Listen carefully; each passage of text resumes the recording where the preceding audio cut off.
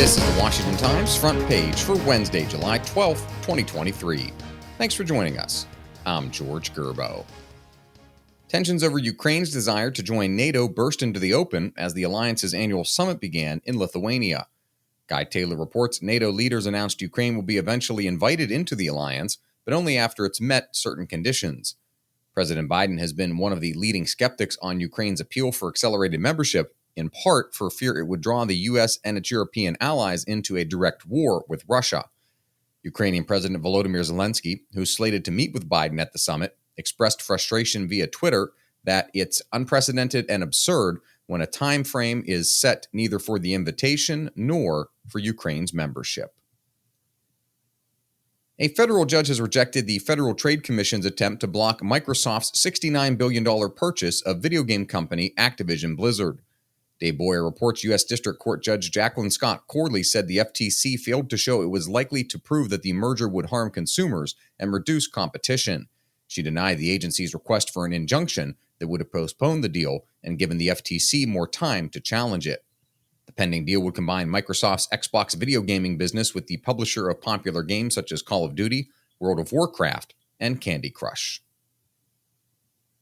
A federal judge who chastised the Biden administration for pressuring social media platforms to censor speech focused on a group of White House staffers who leaned on Twitter, Facebook, and YouTube to remove posts and ban users.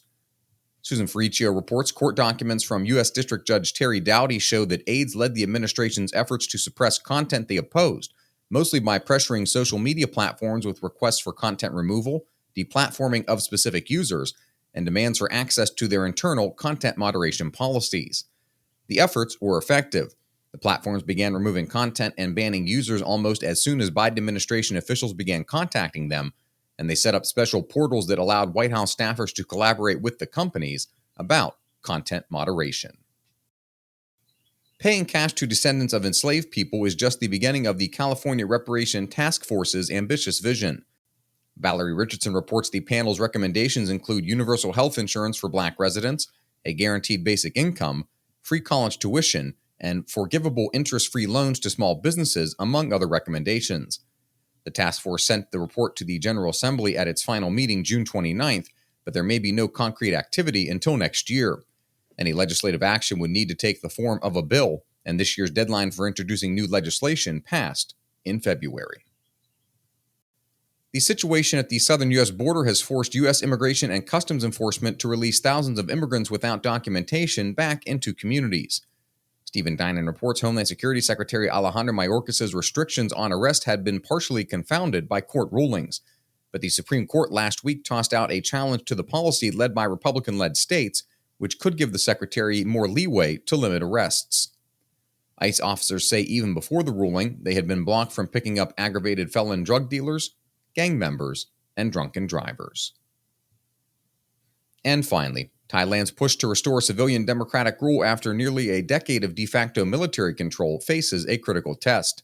The country's Senate may be preparing to block the winner of May's national elections from forming a new government. Thailand's 250-member Senate will vote on the matter on Thursday.